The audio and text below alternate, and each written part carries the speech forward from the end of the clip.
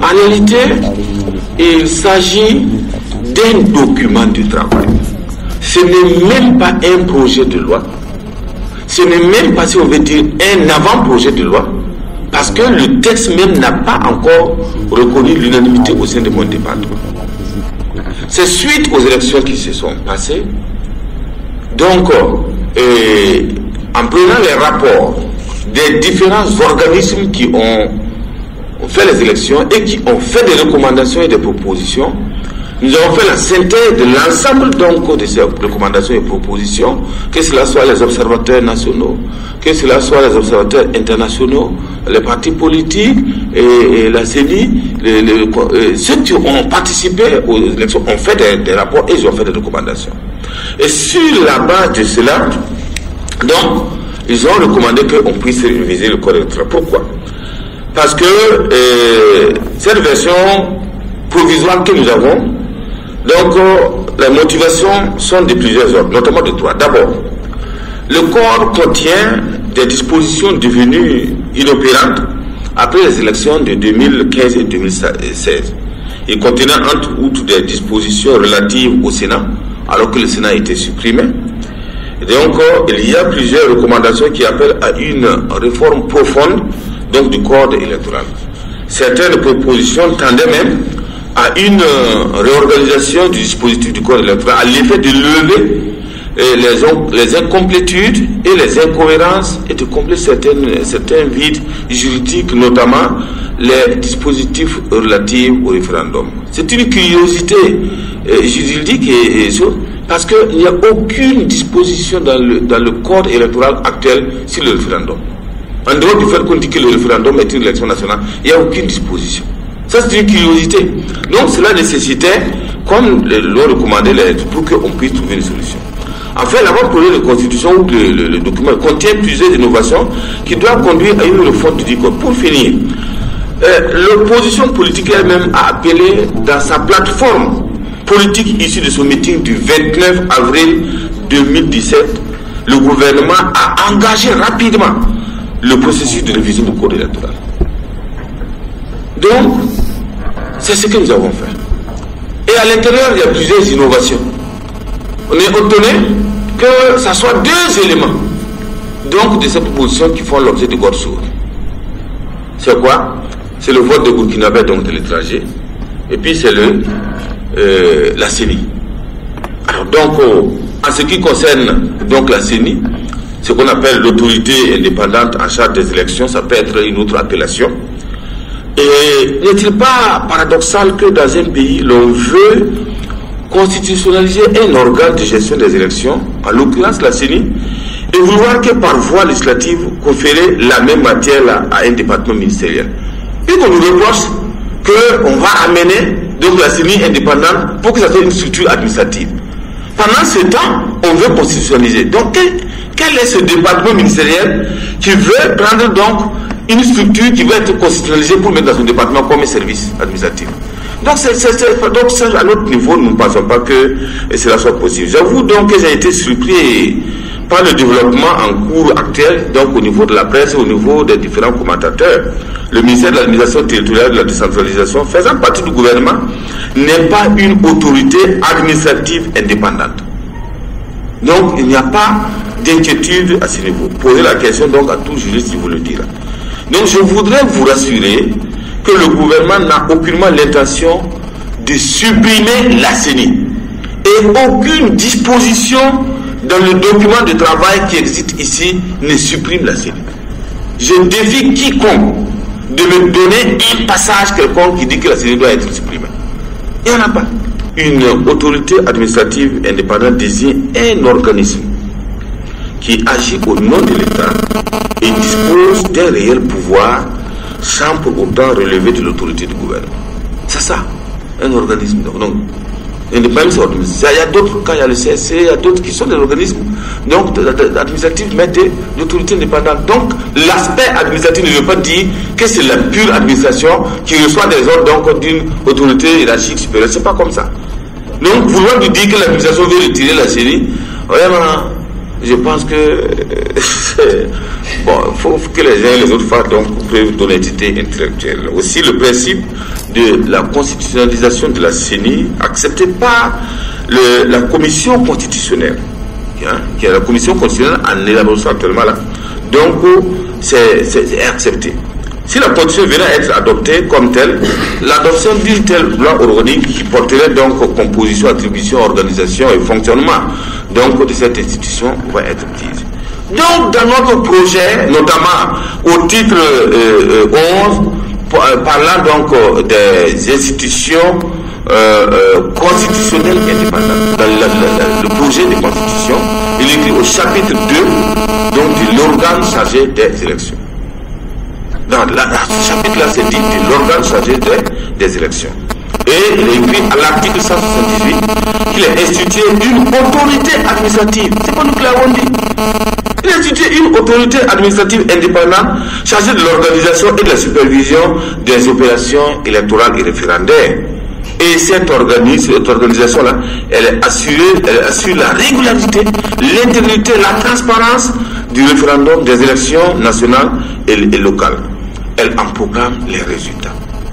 Voilà, une loi organique déterminera donc sa dénomination, sa composition, donc ses attributions, son organisation et son fonctionnement. Elle précise les obligations et les incompatibilités donc pesant sur ses membres. Voilà, c'est une loi organique. Est-ce que cette loi existe? Elle n'existe pas. Donc nous avons laissé cette place-là pour dire que l'organe indépendant, là, quand il veut venir, on plaque dedans. Voilà, c'est ce qu'on nous avons dit. Donc le corps qui doit être adopté donc permettrait donc à celui d'annoncer les préparatifs des élections donc 2020. Donc il se comprend aisément que le comité ait eu le souci, le comité technique intellectuel, de prendre provisoirement en compte les propositions de la commission constitutionnelle composée d'éminentes personnalités issues de toutes les composantes de la classe politique burkinabé. Je pense que là où on peut dire c'est le péché donc du comité technique, c'est d'avoir pensé qu'il y a une constitution qui va être adoptée et d'avoir pensé qu'il faut laisser cette place-là pour que ce qui va être décidé puisse être inclus dedans. C'est ça peut-être son péché.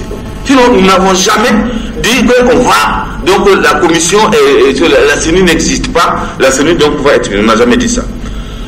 Par ailleurs, pour éviter donc un éventuel vide juridique, la version provisoire de l'avant-projet du code électoral prévoit l'abrogation des dispositions du code électoral actuel en vigueur, sauf le chapitre 1 et 2 de celui-ci qui concerne la CENI. Donc ça veut dire que le chapitre 1 et 2 de l'actuel code donc n'a pas été touché. Donc c'est les autres là qui ont été touchés. Donc on laisse la CENI comme telle en se disant que soit la constitution est adoptée et à ce moment-là on va prendre en compte donc la nouvelle formulation, et si la constitution n'est pas adoptée, la CENI demeurera comme telle et ça sera à ce moment-là, quel que soit alpha ou bêta. Donc il y aura toujours un organisme ou une organisation qui peut s'appeler CENI, qui peut s'appeler AJAC, qui peut s'appeler organisation générale comme l'opposition dit, qui va s'organiser, qui va se charger de l'organisation des élections. Nous on ne voit pas en quoi donc il y a un problème. Donc en effet l'article 186 donc de même de présent dispose que la présente loi abroge toute disposition antérieure contraire, notamment les dispositions des chapitres 2, 3, 4, 5 jusqu'à 11 du titre 1. En clair, les dispositions relatives à la CENI ne sont pas supprimées, donc, et la CENI n'est pas non plus supprimée. Donc en légistique, une telle procédure, ça existe, c'est possible. C'est donc éventuellement la loi organique qui viendra en remplacement de ce chapitre-là et qui va abroger donc entièrement donc, les dispositions qui seront donc contraires. C'est dans la même dynamique qu'il est prévu des dispositions transitoires donnant plein pouvoir à la CENI d'organiser les élections jusqu'à l'adoption de la loi organique. Donc même si on va jusqu'à 2040, tant qu'il n'y a pas une disposition donc, qui soit contraire aux dispositions actuelles là, donc, de la CENI demeure.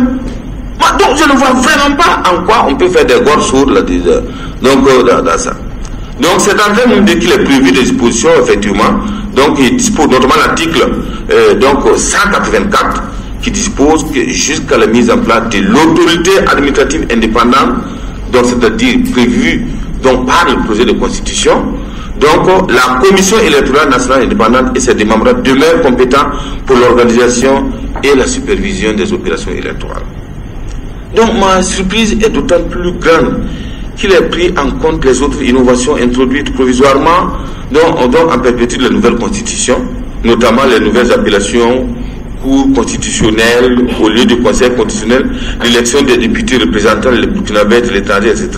et bien d'autres dispositions qui concernent des organisations donc indépendantes. Et ça ne fait pas de gorgore, c'est la CENI qui pose problème. Donc, moi je ne comprends pas.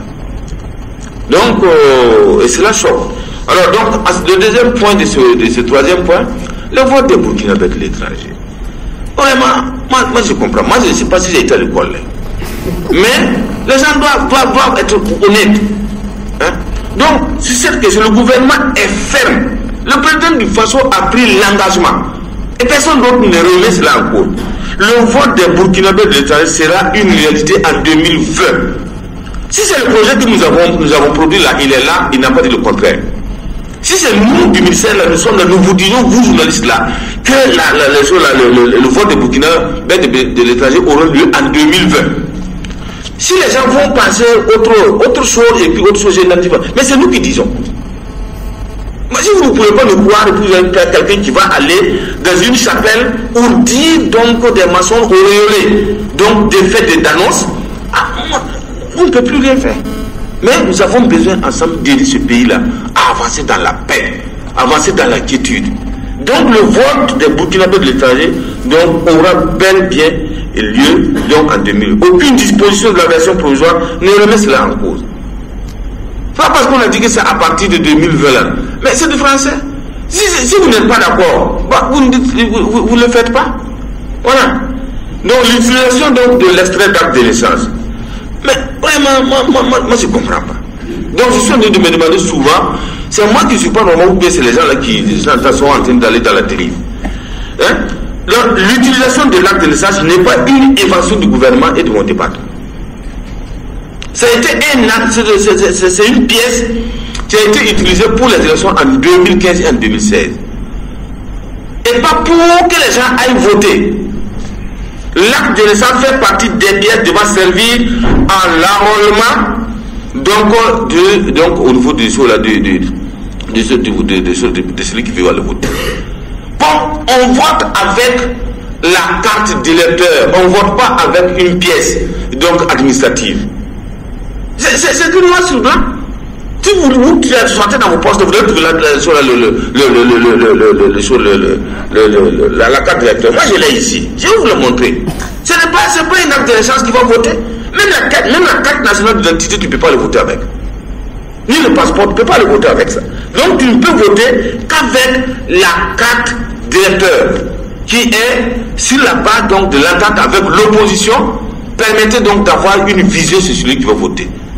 Donc si tu es long, on connaît, si tu es court, on connaît, et on dit que c'est toi et tu vas voter. Mais pour avoir cette pièce-là, donc on te dit qu'il faut que tu disposes donc d'une pièce qui prouve que c'est toi et que tu es burkinabé. C'est ça on dit le passeport tu utilises pour avoir la carte d'électeur. Donc la carte nationale d'identité tu utilises pour avoir la carte d'électeur. L'acte de naissance tu utilises pour avoir la carte d'électeur. Et les gens ont fait ça. Et aujourd'hui on vient de nous dire que nous on vient pour introduire donc la carte, voilà la carte d'électeur. C'est celle-là. Pour l'avoir, il faut simplement les pièces là. Et nous avons pris qu'est-ce qui s'est passé donc dans les élections passées. Donc vouloir aujourd'hui sortir, aller dire sur des chaînes internationales que le gouvernement décide de faire voter les électeurs burkinabés, et même dans vos presses, hein, ça aussi on a vu, donc avec les actes de naissance, bon, moi je ne trouve pas un qualificatif, je ne vais pas donc mais vous devez savoir que non seulement c'est pas vrai, ça n'existe pas, et nous n'avons pas prévu ça dans le projet donc qui est en cours d'élaboration.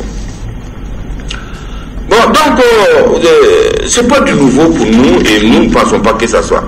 Donc l'ambition pour nous, de toute façon, c'est de travailler à ce qu'il y ait à un moment donné une pièce, mais nous ne pouvons pas aujourd'hui donc enlever l'acte de naissance pour avoir donc la carte nationale, la carte d'électeur.